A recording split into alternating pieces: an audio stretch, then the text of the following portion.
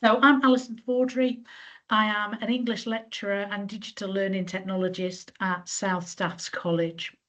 As an English teacher, I'm always looking to help learners create imaginative stories, and a way of doing this is to create characters.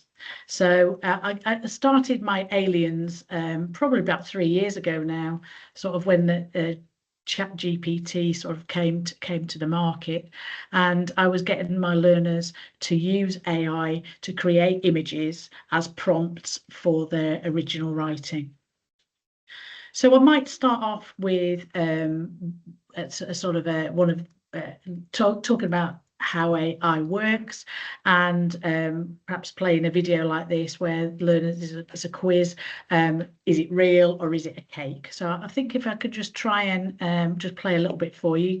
You are about to take the ultimate real or cake quiz. Let's start this off with a lemon. Real or cake? That is a real lemon. Shoe, real or cake? It's a cake. I didn't use my signature green buttercream on this one. Sandwich, real or cake? I did use my green buttercream on this one. Honeydew, real or cake? It's a cake. I think I made it a little too green. Mango, real or cake? It's real. Curling iron, real or cake? This one is real. Tomato, real. So I think you've seen enough of that for the time being, but my learners certainly loved that, and it was a really interactive start to a session, and it just showed how realistic AI can be in their pictures and things. So again, encouraging learners to sort of analyze pictures and trying to decide whether it's AI generated or it's actual real photo. And it gives you some examples there that the AI generated of this frog have got holy circles, whereas the much more complex pattern on the real images. So we talked about how we can generate images and how AI works, just as a starter to the activity. There's a little starter for you guys to have a go at. twinpics.ai is a lovely little app that changes the picture every day. So it's a daily thing, and you can have one go at it. What you have to do is you look at the picture of on the left-hand side, and you have 100 characters to describe that picture. And this is really quite tough.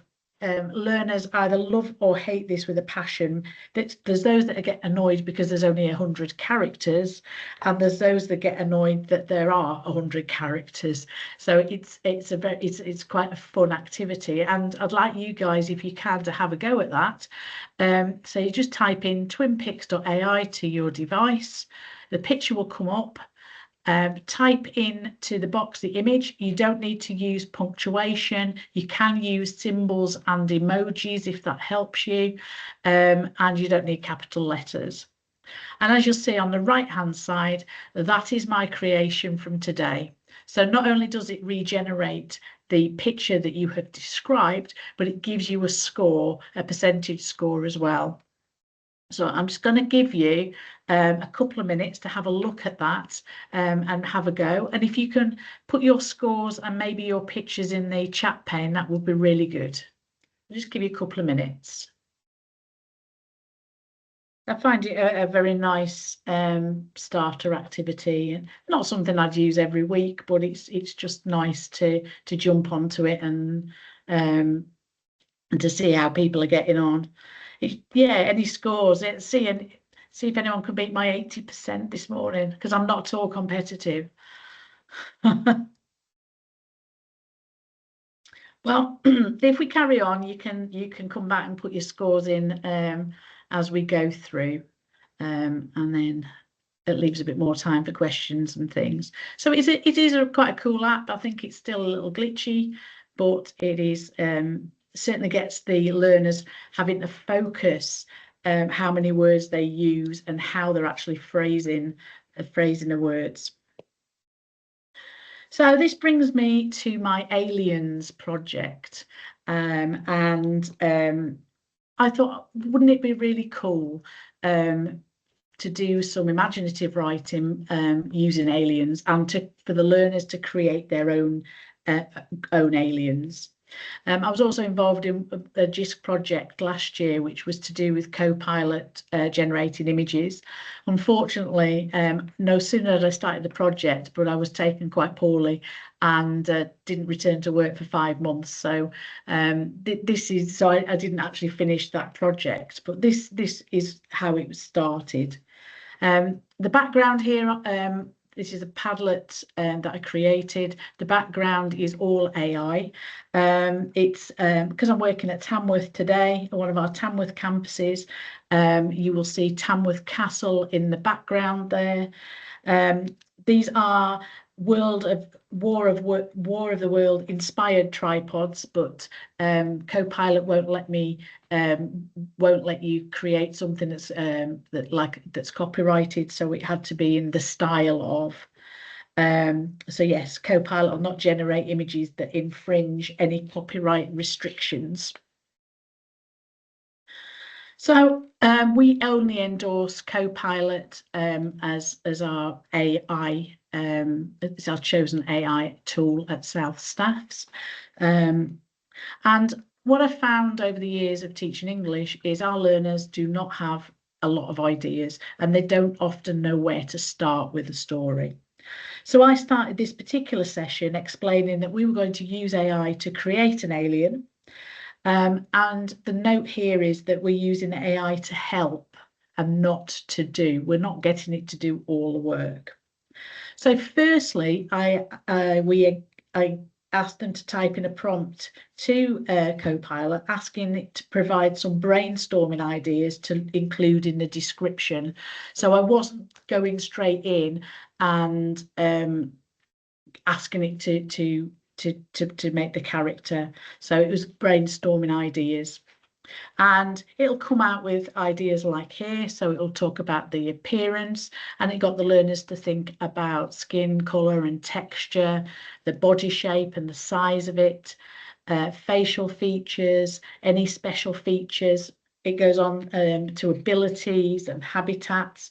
And every learner had a different set of ideas. So at this point, I let them take the time to read and discuss it, digest some of these ideas, and start to imagine in their own minds what their alien was going to look like. Once we'd gone through that sort of processing, we then typed into the prompt bar a brief description of what we wanted Copilot to do. And every learner's description will be different, as the prompt's unique to that learner. So I put in, please create an image of my alien. His skin will be scaly and translucent. He'll be short and stout with little tufts of hair at various points in his body. His eyes will be oval, large, with 2 eyelids. He has a mouthful of sharp, uneven teeth. He will have a bioluminescent pattern on his chest that will glow in the dark. So it's a very detailed description there, and that's what I was encouraging my learners to do. The more detail in the prompt, then the better the image. Now, I don't have the full license for Copilot, and nor do the learners. So that is just something to bear in mind, that you might be limited on the number of images that you can create. We then talked about ChatGPT and the idea of the chat part of it, that you are going to have a conversation. And Copilot is two of, so it's 2 people driving the conversation. And at this point, Copilot gives you some options at the bottom which you could click on, or you could type into the prompt bar there that you want the forehead to be larger, or you want him to be have scales all over him or horns coming out of his head, whatever you want. But you are then developing this conversation with Copilot to create your exact image. And that can go backwards and forwards a few times till the learner is happy with the image that they've made. And then I asked them to download that onto their device to be used in a moment. So the next stage is our alien's got to have a name. And again, some of our learners are not imaginative enough to come up with their own ideas. So we asked Copilot to give some suggestions. And we just typed in, could you now give me suggestions for the alien's name? And Copilot gave us 10 quite original names there. Again, these are suggestive. They're not, you know, the learners can take these or they can come up with their own name. But I was showing them the power of Copilot. I then created a Padlet for the learners, and there's another Copilot generated image. And I asked the learners to upload their images onto the Padlet. Once they were uploaded to the Padlet, I then asked them to go in and write a detailed description of them, or even the start of a story, depending on the groups that I had.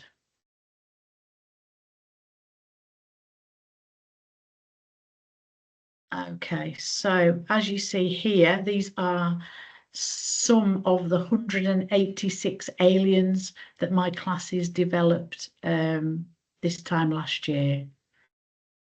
Now, some of the images you might recognise. Some of the learners didn't quite get the idea of using Copilot and just went into Google to get an alien. But the majority of learners were able to create their own aliens. And then, as you'll see, they've written some quite big descriptions. The Padlet QR code is there for you, so that when you get the presentation, you're more than welcome to have a look at our creations and have a read of them. So I've created a Padlet for you, which is right there. And what I would like you to do is I'd like you to go into Copilot or ChatGPT or whatever generator that you're using, and I'd like you to quickly or to generate an alien for us. And if you can upload it to the Padlet using the QR code, and then we can have a look at that at the end of the presentation. So I'll just give you about 5 minutes, if that's okay, for you to go ahead and create an alien for us, and then I'll share the Padlet with you all.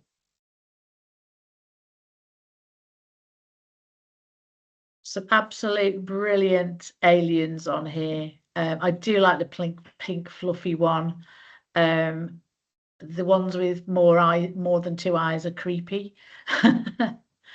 But isn't it fantastic how quickly you can sort of create an image, and from that, what a fantastic piece of creative writing can take place.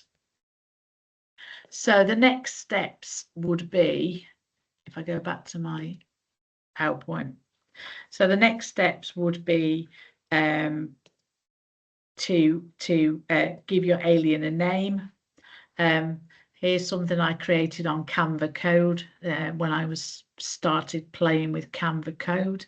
But the next steps would be to give your alien a name, and then you might ask your learners to pick a couple of aliens, theirs and somebody else's, and they could write them into a story.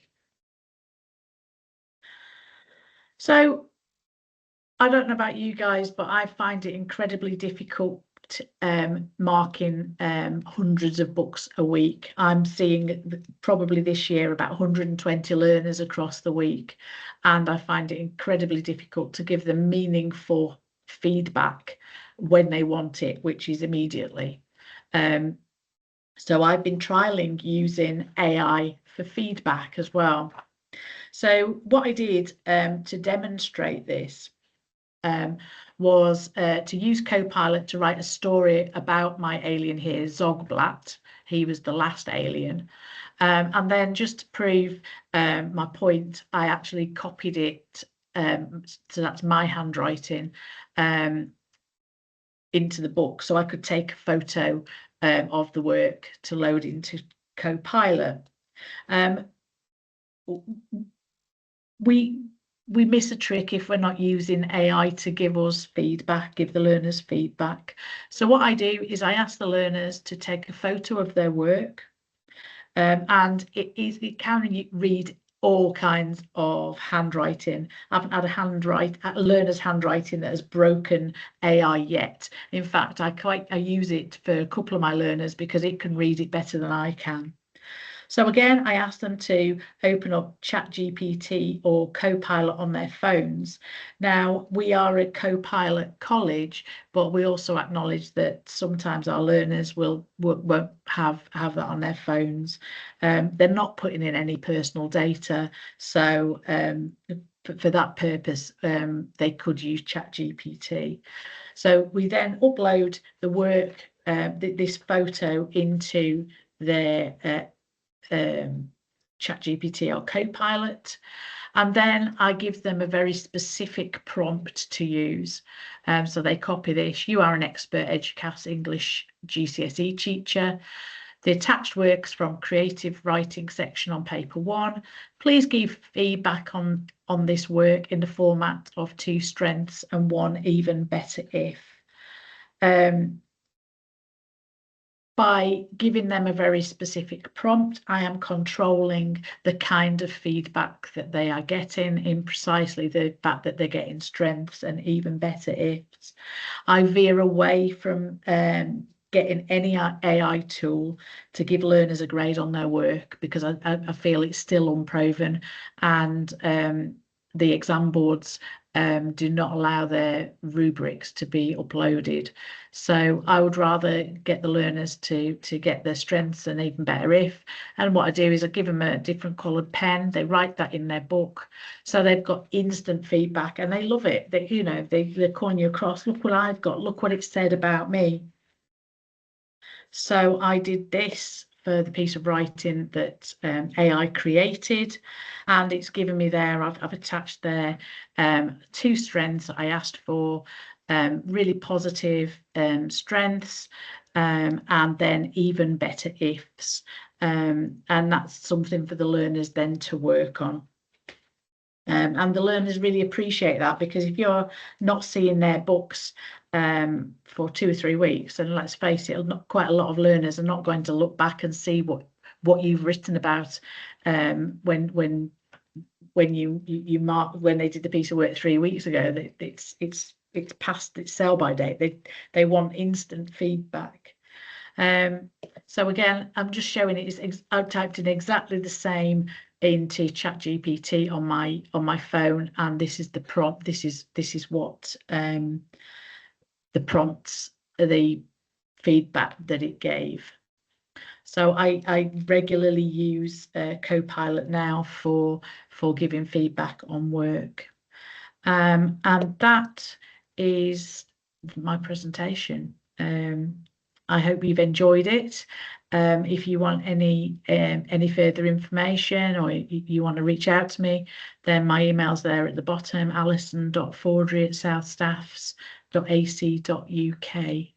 And if I can just go back to our aliens, if it'll let me open it, you've still got you've got some fantastic aliens there that you can look back at as well.